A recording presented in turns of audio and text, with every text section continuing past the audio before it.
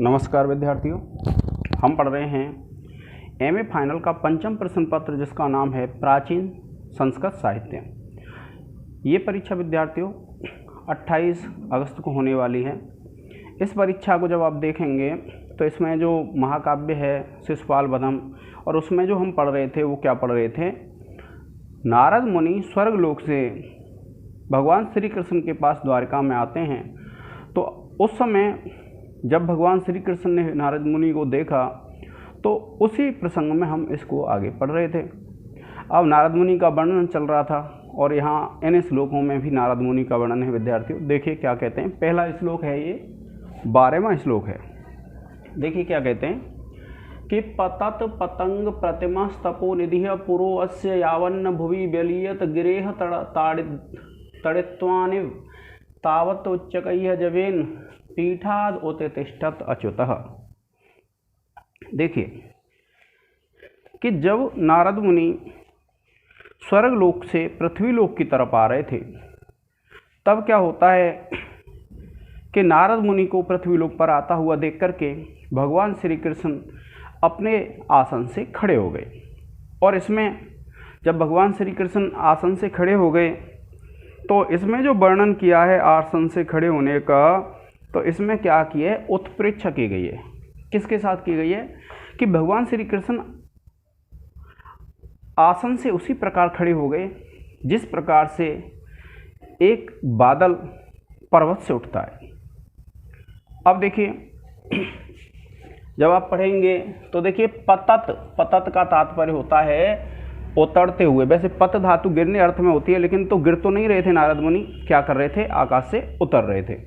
तो देखिए पतत माने उतरते हुए, और देखो यहाँ से यहाँ तक दिया हुआ है पतंग प्रतिमः। पतंग प्रतिमः कहा जाता है सूर्य को। क्या कहते हैं, पतंग प्रतिमः, यानी जो पतंग की प्रतिमा वाले थे, जो सूर्य की प्रतिमा वाले थे, जो सूर्य के समान थे ऐसे। और फिर कहा देखिए तपोनिधि, तप ही जिनका धन है ऐसे, पुरो अस्य, पुरो माने सामने, अस्य माने इसके।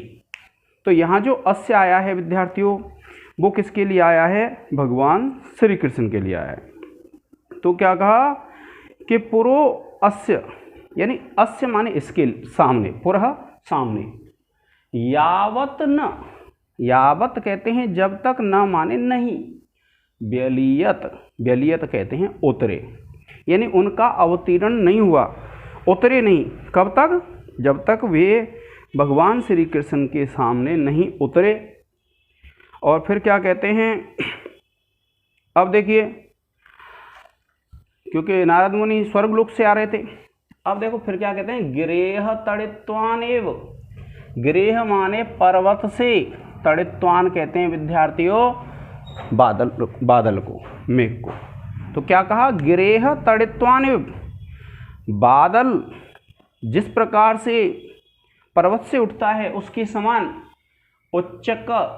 उच्चकैः जवेन, यानी अत्यंत शीघ्र वेग से, पीठात यानी जो आसन था उससे, क्या कहा, उच्चकैः जवेन पीठात, यानी ऊंचा जो आसन था उससे, जवेन कहते हैं वेग के साथ, ओदोत्तिष्ठत, ओदतिष्ठत का तात्पर्य है विद्यार्थियों खड़े हो गए। क्या कहा, ओदतिष्ठत, खड़े हो गए।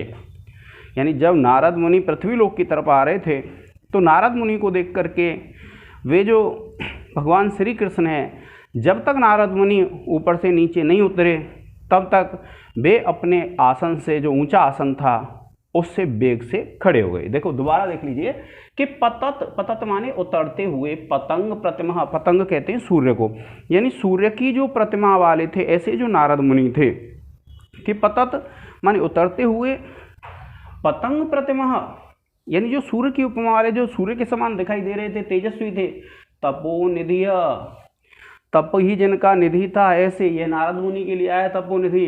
पुरो अस्य, पुरः माने सामने, अस्य माने इसके, किसके, ये जो अस्य आया है इसका मतलब है अस्य अर्थात श्री कृष्णस्य, यानी भगवान श्री कृष्ण के सामने, यावत कहते हैं जब तक, न माने नहीं, भुवि माने पृथ्वी पर व्यलियत उतरे, यानी उनका पृथ्वी पर जब तक अवतरण नहीं हुआ, जब तक वह पृथ्वी पर नहीं उतरे, नारद मुनि गिरेह तड़ित्वानेव, कि ऊंचा जो पर्वत होता है उससे जिस प्रकार से बादल उठता है, उत्प्रेक्षा की गई है, उसी प्रकार से उच्चकैः पीठात, ऊंचे आसन से उत्तिष्ठत अच्युतः, उत्तिष्ठत माने खड़े हो गए।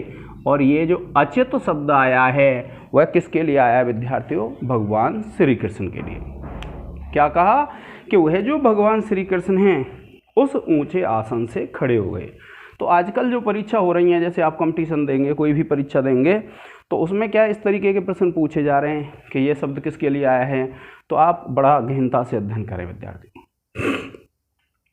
अब देखिए क्या कहते हैं, एक बार पुनः इसका सार देख लेते हैं कि आकाश से उतरते हुए सूर्य के समान तपोनिधि नारद जी इन श्री कृष्ण भगवान के सामने जब तक पृथ्वी पर नहीं उतरे तब तक श्री कृष्ण जी मुनि का स्वागत करने के लिए आसन से इस प्रकार उठ बैठे मानो बिजली वाला बादल ऊंचे पर्वत से उठता है, कि जिस प्रकार से एक बिजली वाला बादल ऊंचे पर्वत से उठता है उसी प्रकार से भगवान श्री कृष्ण भी उन नारद मुनि के सामने उठ खड़े हुए। अब देखिए क्या कहते हैं विद्यार्थियों,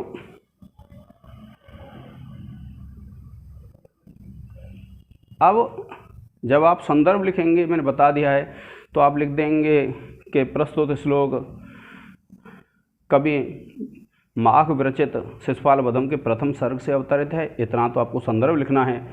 उसके बाद प्रसंग लिखेंगे कि प्रस्तुत श्लोक में माघ आकाश से उतरते हुए नारद जी का वर्णन करते हुए कहते हैं, फिर डैश कर देंगे और फिर लिखेंगे व्याख्या व्याख्या जिस प्रकार से मैंने कराई है विद्यार्थी उस प्रकार से करनी है। और उसके बाद आप लिखते हैं विशेष। तो विशेष में एक चीज़ तो निश्चित है, आपको पता है कि वैसे ही समझा देता हूँ मैं आपको, जब आप विशेष लिखेंगे विद्यार्थियों तो विशेष में सबसे पहले तो आप लिख देंगे, मैं शॉर्ट में लिख देता हूँ, आपको पूरा वाक्य लिखना है। ये एक परीक्षा हुई है उत्तर प्रदेश टीजीटी में, उसमें ये प्रश्न पूछा गया है कि शिशुपाल वधम के प्रथम सर्ग में कौन सा श्लोक छंद है, कौन सा छंद है, तो आपको पता है वंशस्थ है। तो आप एक नंबर लिख के लिखेंगे कि इस श्लोक में वंशस्थ छंद है। फिर दूसरा आपको पता है कि अलंकार कौन सा है, उत्प्रेक्षा है, तो आप लिखेंगे इस पद्य में उत्प्रेक्षा अलंकार है। पूरी लाइन लिखनी है विद्यार्थियों आपको। फिर देखिए व्याकरण पे आ जाते हैं, और व्याकरण पे जब आ जाते हैं तो देखिए व्याकरण में लिखेंगे आप, जैसे आपने लिखी व्याकरण, ठीक है। अब व्याकरण है तो सबसे पहला जैसे आप लिखेंगे तपो निधि, आप लिख देंगे विद्यार्थियों तपसाम निधि। और कौन सा समास हो जाएगा विद्यार्थियों इसमें? इसमें समास हो जाएगा तत्पुरुष समास।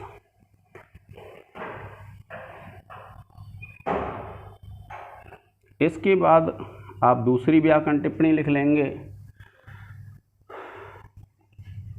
आप मान लो पतत लिख लेते हैं, आप लिखेंगे विद्यार्थियों पत धातु प्लस सत्री प्रत्यय।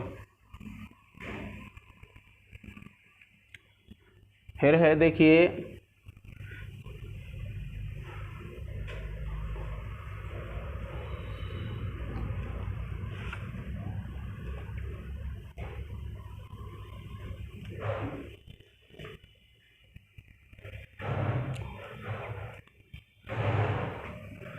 ये है, देखिए उद्तिष्ठत,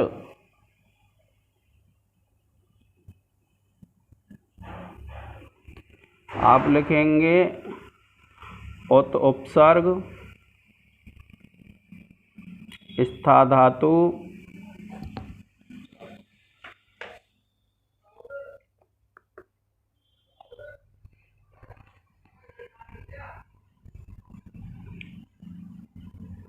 लंग लकार प्रथम पुरुष एक वचन।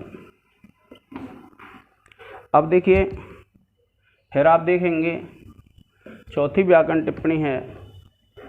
तो चौथी जो व्याकरण टिप्पणी है विद्यार्थियों,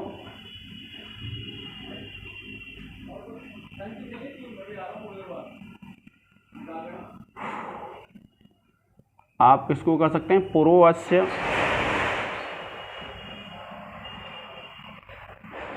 और आप लिख देंगे पुरो प्लस अस्य और ये हो जाएगा आपका पूर्व रूप संधि।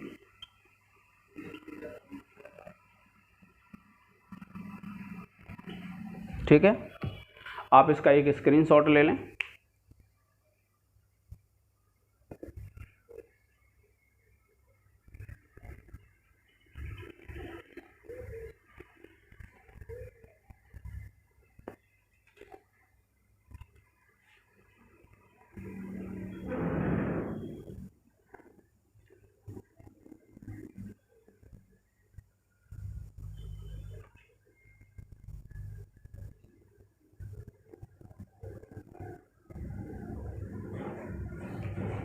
अब देखिए, अब आगे वाला जो श्लोक है विद्यार्थियों,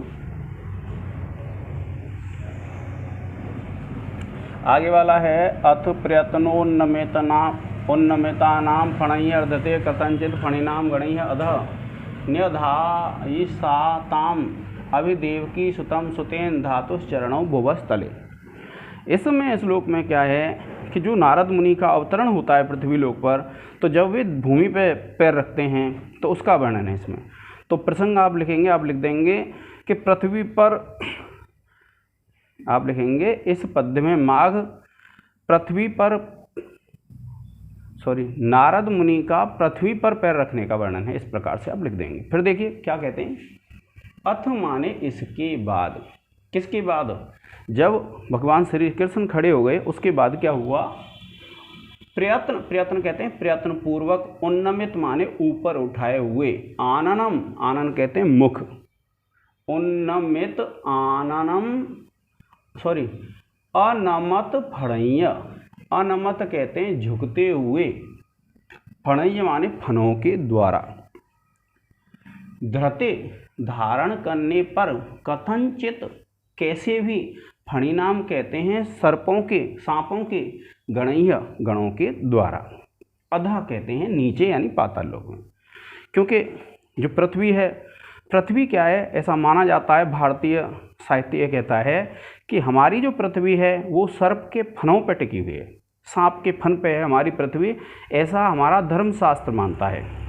तो इसमें ऐसे ही बताया है कि जो नारद मुनि हैं उन्होंने अपने पैर कहाँ रखे, पृथ्वी के ऊपर रखे, तो वो जो सर्प थे उन्होंने जैसे तैसे अपने सिरों फनों पे उसको धारण किया, क्योंकि वजन से तो उनके फन झुक रहे थे, और लेकिन वो उन फनों को ऊपर उठाने का प्रयास कर रहे थे विद्यार्थियों। अब देखिए कि अथ प्रयत्न उन्नमित, अथ माने इसके बाद, इसके बाद का तात्पर्य है जो पहला श्लोक है कि जब नारद मुनि का स्वागत करने के लिए भगवान श्री कृष्ण खड़े हो गए, उसके बाद क्या होता है, अथ प्रयत्न उन्नमित अनमत, अमनमत कहते हैं झुकते हुए, फणय्य फनों के द्वारा, धृते कथनचित फणिनाम गणय्य, कि धृते माने धारण करते हुए, कथनचित कैसे भी, फणिनाम गणय्य सांपों के समूहों के द्वारा, अधः माने पाताल लोक में, न्यधायिषाताम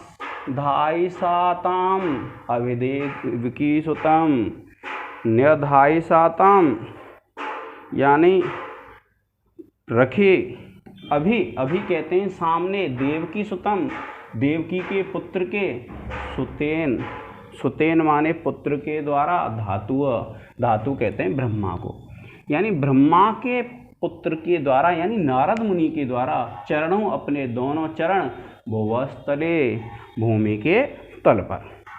क्या कहते हैं कि जिस भूमि को पाताल लोक में विराजमान सर्पों ने जैसे तैसे यानी किसी प्रकार से धारण कर रखा है, उस भूमि पर भगवान श्री कृष्ण के सामने ब्रह्मा जी के पुत्र नारद ने अपने दोनों पैर रखे। अब देखिए एक बार इसका पूरा सार पढ़ लेते हैं। क्या कहा है कि श्री कृष्ण भगवान के खड़े हो जाने के बाद, यानी नारद मुनि के स्वागत में जब भगवान श्री कृष्ण खड़े हो गए, उसके बाद ब्रह्मा के पुत्र नारद जी ने प्रयत्न पूर्वक उठाने पर भी अधिक भार होने से नीचे झुकते हुए फणों वाले सर्पों के समूह द्वारा नीचे ही बड़ी कठिनाई से धारण किए हुए भूमि तल पर देवकी सुत श्री कृष्ण भगवान के सामने अपने दोनों पैर रखे। तो इसमें क्या विद्यार्थियों कि जो सर्प हैं, सर्पों ने पृथ्वी को धारण कर रखा है, आप जानते ही हैं। और ऐसे जो सर्पों ने जो पृथ्वी को धारण कर रखा है, तो उन सर्पों के सामने, यानी उन भगवान श्री कृष्ण के सामने उस पृथ्वी पर, जिस पृथ्वी को क्या है सर्पों ने धारण कर रखा है, नारद मुनि ने अपने पैर रखे। अब देखिए विशेष में ये इसमें कोई अलंकार प्रतीत नहीं हो रहा है विद्यार्थियों।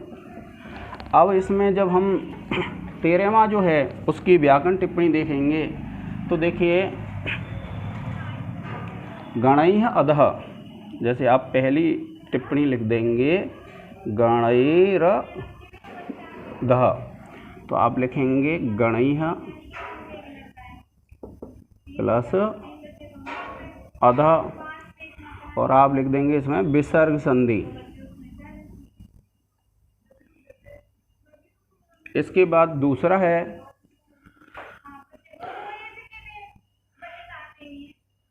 देखिए यहाँ है प्रयत्न उन्नमित, प्रयत्नोन्नमित, आप यहाँ लाघव चिन्ह लगा देंगे और आप लिख देंगे प्रयत्न प्लस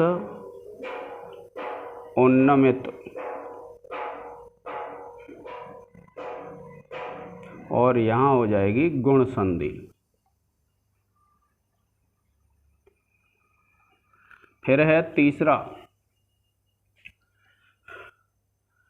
देखिए सुतेन है, आप जानते हैं, आप लिख देंगे सुत शब्द है तृतीया एक वचन।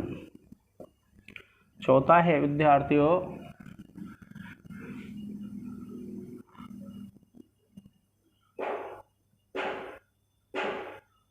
चरणों,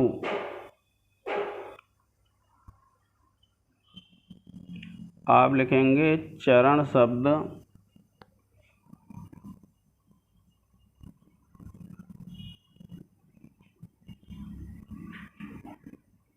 द्वितीया द्विवचन। इसके बाद और भी हैं विद्यार्थियों, आप 5वीं लिख सकते हैं, जैसे भुवस्तले है, सुतम है। सुतम में क्या है विद्यार्थियों द्वितीया विभक्ति है, सुत शब्द है। और फिर देखिए यहाँ से आप लिखेंगे तो यहाँ विसर्ग हो जाएगी। इस प्रकार से विद्यार्थी इसकी व्याकरण टिप्पणी लिख देनी है। अब देखिए जो तीसरा है, यानी जो 14वें नंबर का श्लोक है, क्या कहता है, तम अर्घ्यम अर्घ्यादिकम आदि पुरुषः सपर्यया साधु सपर्यपूजत ग्रहान उपेतुम प्रणयाद अभिप्सवो भवन्ति न पुण्यकृताम मनीषिणः। देखिए ये जो है यह एक सूक्ति है, जो अंतिम पंक्ति है वो क्या है, सूक्ति है। अब देखिए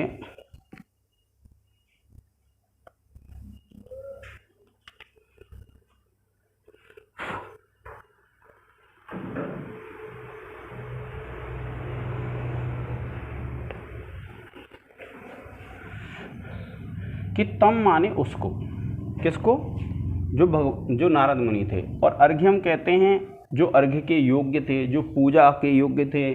और अर्घ्यादिकम, और अर्घ आदि के द्वारा।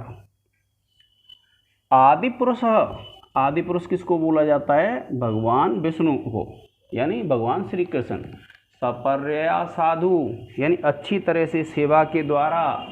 सपर्य पूजत, कि स माने वह, यानी जो नारद मुनि थे, उनकी आया है यहाँ भगवान श्री कृष्ण के लिए। ठीक है, कि माने उसने, यानी किसने, भगवान श्री कृष्ण ने। पर्यपूजत, पर्यपूजत यानी उनकी पूजा की। क्या कहते हैं कि उन भगवान श्री कृष्ण ने उनकी पूजा की।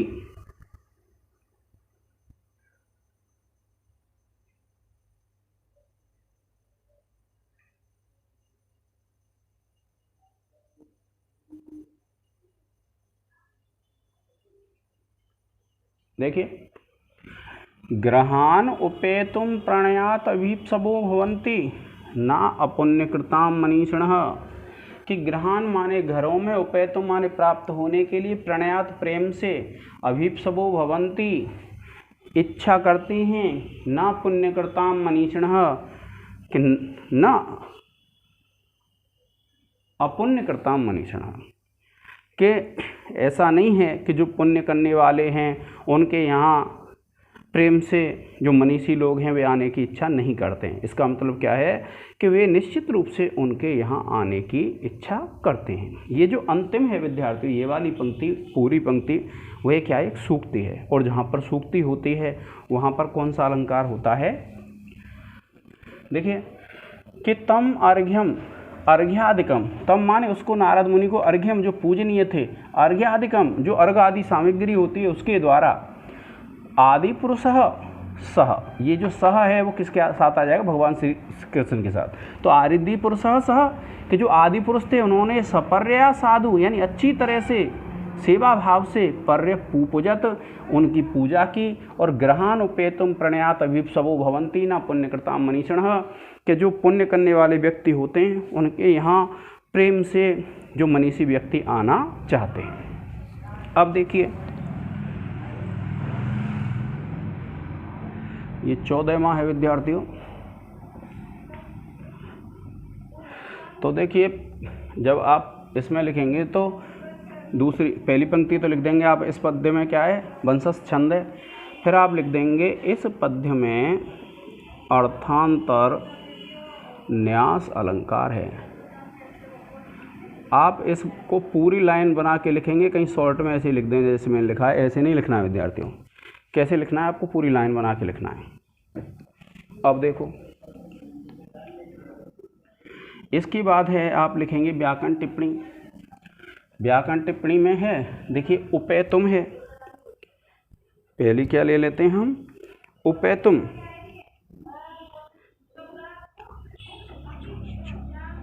देखिए पहला ले लेते हैं आदि पुरुषः।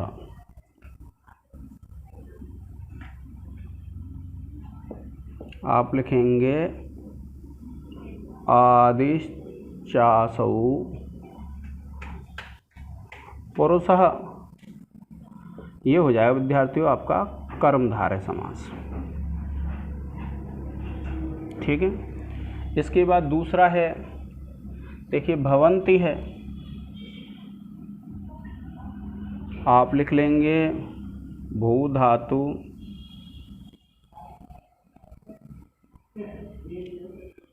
लट लकार प्रथम पुरुष बहुवचन। तीसरा है विद्यार्थियों, जैसे मनीषिण है तो इसको लिख लेंगे आप मनीषिण में, मनीषिण। आप लिखेंगे मनस शब्द है, क्या है विद्यार्थियों? मनस शब्द है,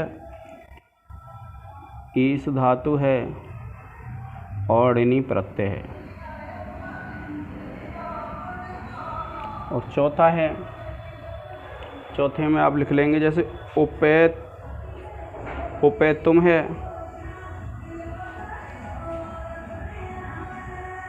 उपेतुम है, आप लिखेंगे उप प्लस आ उपसर्ग ऋण धातु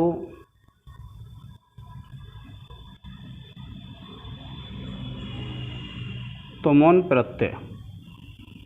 इस प्रकार से आप विद्यार्थी इसकी व्याकरण टिप्पणी लिख लेंगे।